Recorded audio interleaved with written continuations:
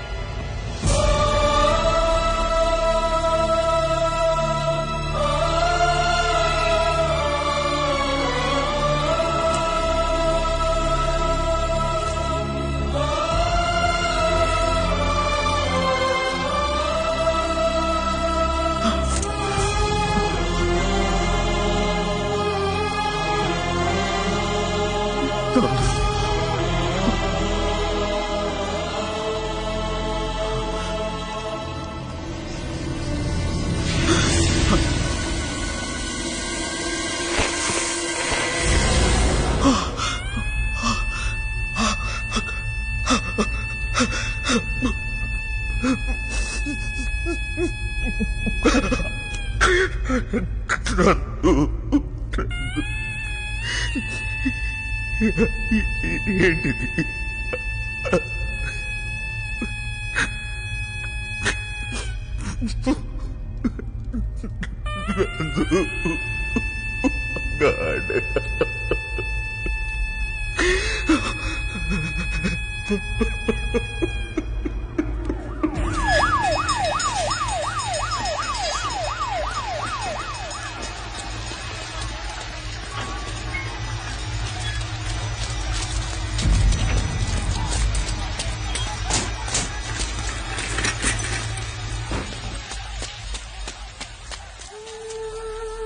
మరేం లేదండి. మన సంసారం, పిల్లలు, మీరు, మీ ప్రేమ, ఈ సంతోషం వీటి నుంచి నన్ను దూరం చేయొద్దని దేవుడి కొబ్బరికాయ కొట్టి కాకా పట్టొస్తున్నాను.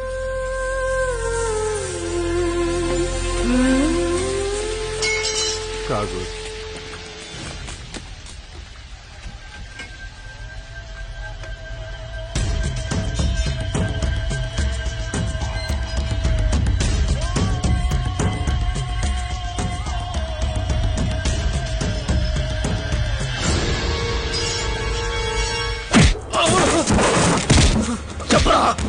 నిజం చెప్పు. చెప్తాను సార్. అక్కడ ఫ్లైఓవర్ కడితే పక్కనే ఉన్న అపార్ట్మెంట్స్ కూలిపోతాయని నేను ముందే చెప్పాను సార్. ఆయన వినిపించుకోలేదు. ఒక్క నిమిషం సార్.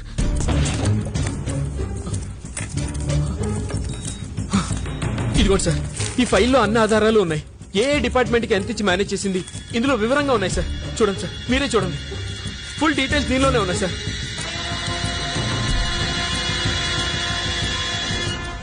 ప్రభుత్వం మనకు జీతాలు ఇచ్చేది ప్రజల్ని బతికించడానికయ్యా, చంపడానికి కాదు. అరే, లంచాల కాసుపడి మీరిచ్చిన పర్మిషన్ల వల్ల 70 కుటుంబాలు నాశనం అయిపోయాయి. 212 మంది చనిపోయారు, 113 మంది గాయాలతో హాస్పిటల్లో ఉన్నారు. పాపం వాళ్లలో 22 మంది చిన్నపిల్లలు ఉన్నారయ్యా. కలెక్టర్ గారు, అసలు అక్కడ చెరువు ఉండేది సార్, వాళ్ళు దాన్ని పూర్తి చేశారు. వీళ్ళు 10 లక్షలు లంచం తీసుకుని దానికి పట్టాలు ఇచ్చారు. తప్పంతా వెళ్దే సార్. సరేనయ్యా, మేం పట్టా ఇచ్చాం. మరి అక్కడ మట్టిని సాయిల్ టెస్ట్ చేసింది మీ డిపార్ట్మెంటే కదా. మీకు తెలియదు అక్కడ అంత పెద్ద అపార్ట్మెంట్ నిలవదని? పెద్ద లంచం తీసుకున్నది మమ్మల్ని తప్పుడుతున్నారు. మీరు తీసుకోవాలి 19 లక్షల లంచం. ఏదేమైనా మీ 2 డిపార్ట్మెంట్స్ వల్ల ఇప్పుడు మేమందరం ఇరుక్కున్నాం. అబ్బో, మీరు చాలా సిన్సియర్. మరి సార్, మీ ముందు అందరూ సిన్సియరే. ఈయన 20 లక్షలు తీసుకుని అప్రూవల్ ఇచ్చాడు.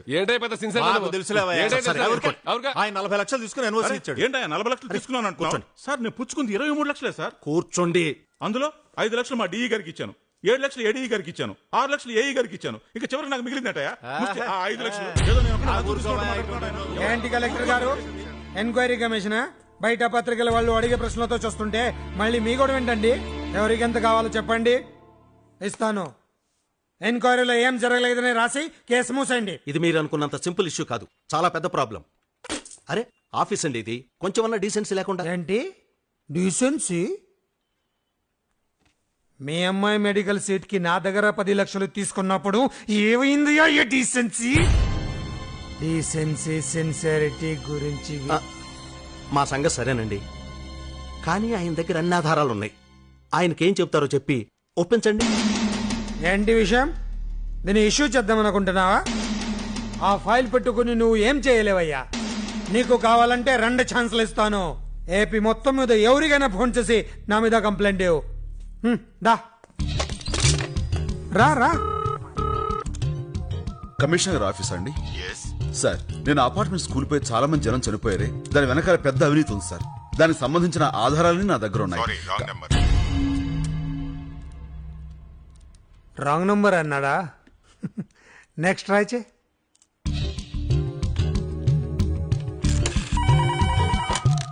Hello home secretary sir? Sir నేను అపార్ట్మెంట్ స్కూల్ పోయే దాని వీడు రాంగ్ నంబరే అన్నాడా? నీ వల్ల ఏం కాదు. గవర్నమెంట్ ప్రాణానికి 1,00,000 చొప్పున ప్రకటించింది. నీ భార్య కొడుక్కి 2 లక్షలు ఇస్తారు. నీ భార్య కడుపులో బిడ్డ పోయింది కదా, ఆ బిడ్డ కూడా బయటకు వచ్చుంటే ఇంకో 1,00,000 వచ్చి ఉండేది. అయినా ఈ లెక్కలెందుకు గాని నీకు ఇంకో 25 లక్షలు ఇస్తాను. మళ్ళీ పెళ్లి చేసుకో. వయసులోనే ఉన్నావు కదా, ఏడాదికో బిడ్డ అనుకోనొచ్చు. ఆ ఫైల్ నాకు ఇచ్చే.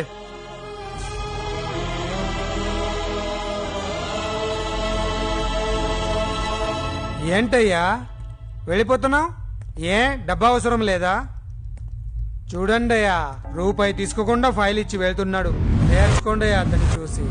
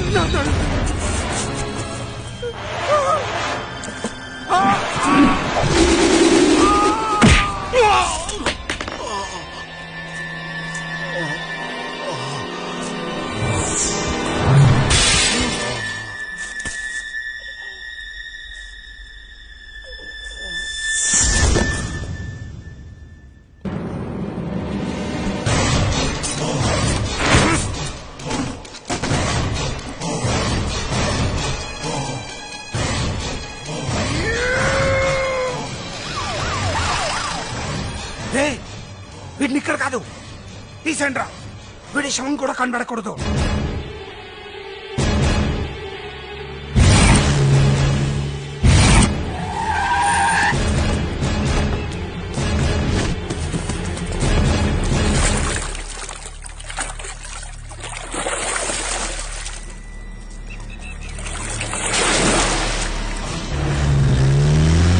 నాకు మళ్ళీ జీవితాన్ని ఇచ్చింది ఆ కాలేజ్ స్టూడెంట్స్. అంతమంది చావుకు కారణమైన ఆ బద్రీనారాయణను నేను చంపాలనుకోలేదు. దీనికంతటికీ కారణమైన అవినీతిని చంపాలనుకున్నాను.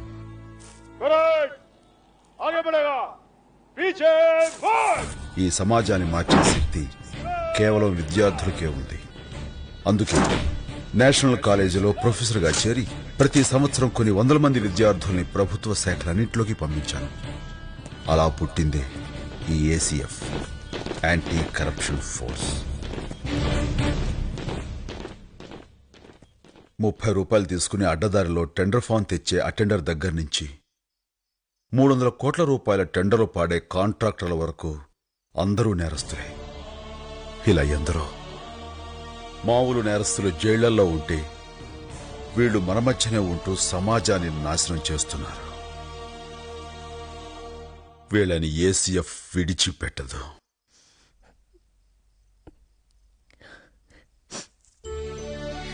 ఒళ్ళో ఒక బిడ్డని, కడుపులో మరో బిడ్డని పెట్టుకుని తానెందుకు చనిపోతుందో తనకే తెలియకుండా చనిపోయిన మీ భార్యకి మీరు చేస్తున్నదే సరైన నివాళి. Carry on sir.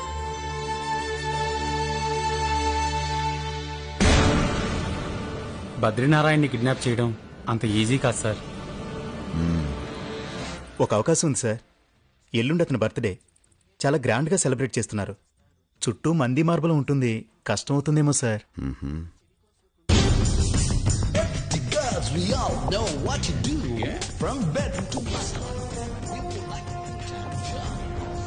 మనం వారి బర్త్డే రోజునే వాడిని కిడ్నాప్ చేస్తున్నాం. ఎలా సార్? Enjoy your self. అలాగే బద్రి గారు. Okay. Hi Reddy garu. Hi. Enjoy enjoy.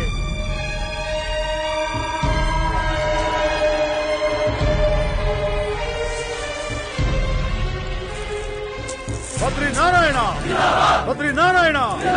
Okay birthday కన్నా Badrinarayana, Badrinarayana, Badrinarayana, Badrinarayana. What a thrill sir.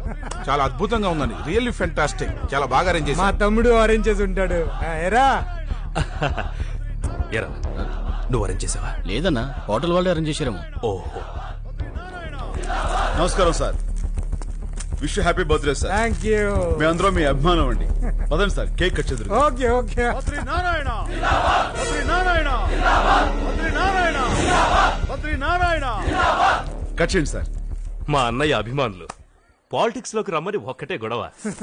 Happy death. నిన్ను మరో 5 సెకండ్లలో కిడ్నాప్ చేస్తాం. ఏసీఎఫ్, ఏసీఎఫ్ నిన్ను కిడ్నాప్. తమ్ముడు తమ్ముడు తమ్ముడు తమ్ముడు తమ్ముడు. బద్రీనారాయణ, బద్రీనారాయణ, బద్రీనారాయణ, బద్రీనారాయణ.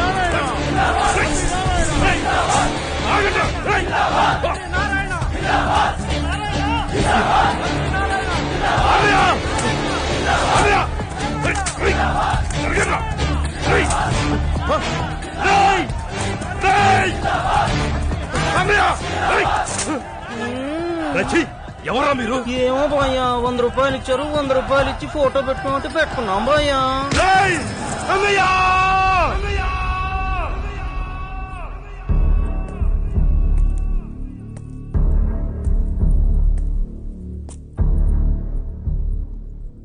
చీకట్లో నిలబెట్టావు. ధైర్యం ఉంటే వెలుగులోకి రా. నేను వెలుగులోకి వస్తే నువ్వు తట్టుకోలేవు. వెలుగులోకి రాలేక చీకట్లో ఉండి ఏసేపు నిన్ను నడుపుతున్నావు. దమ్ముంటే రా బయటకి.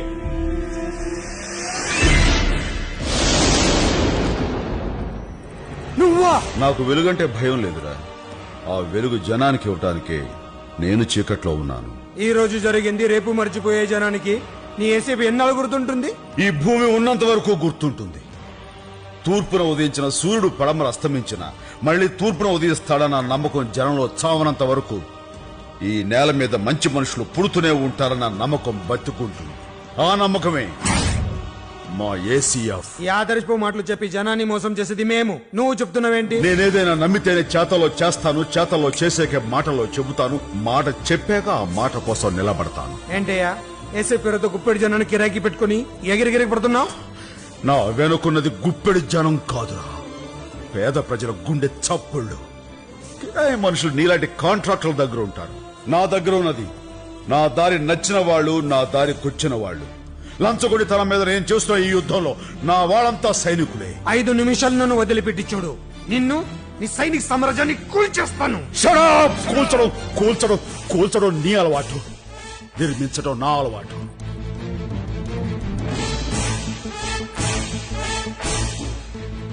నీకు 2 ఛాన్సులు ఇస్తున్నాను. నిన్ను కాపాడమని ఈ స్టేట్లో ఎవరికైనా సరే ఫోన్ చేసుకో.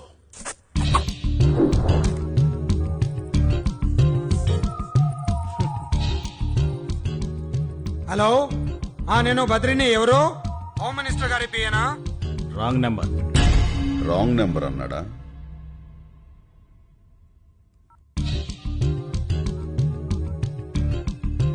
నేను బద్రిని, పోలీస్ కమిషనర్ ఆఫీస్. కాదండి, కమిషనర్ గారి ఆఫీస్. నేను అడిగితే అదినయా పోలీస్ కమిషనర్ ఆఫీసా?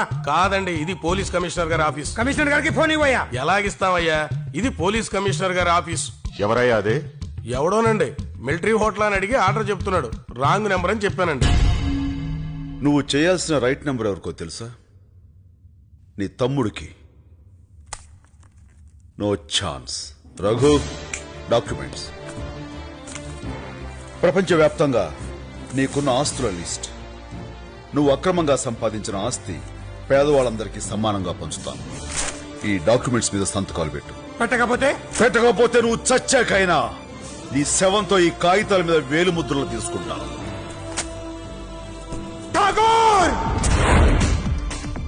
టంగు తెగుద్ది. మళ్ళీ అరిచావో నీ కంఠంలో నరాలు తెంపి నా బూట్లకి లేసులుగా కట్టుకుంటా.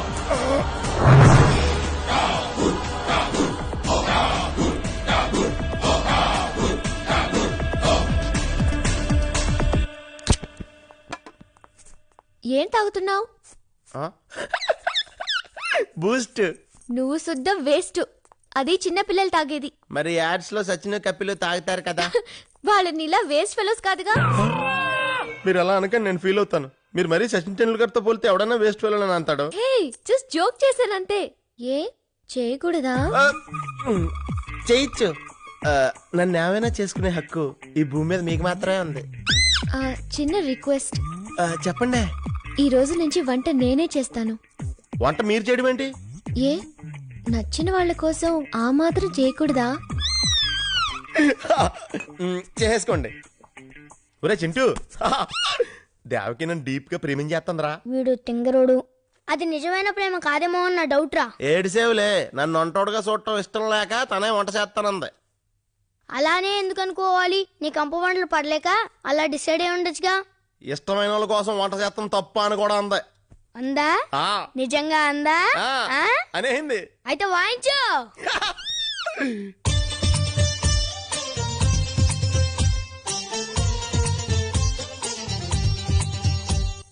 ఏంటి మెలికలు తిరిగిపోతున్నావు? వీణ వాయిస్తున్నాడు. హలో, మరీ ఎక్కువగా ఊహించుకోకు. నేను వంట చేస్తానన్నది నీ గురించి కాదు, మీ అన్నయ్య గురించి. మరి నీకు ఇష్టమైన వాళ్ళ కోసం అన్నావు? అవును, మీ అన్నయ్య అంటే నాకు ప్రాణం. I love him.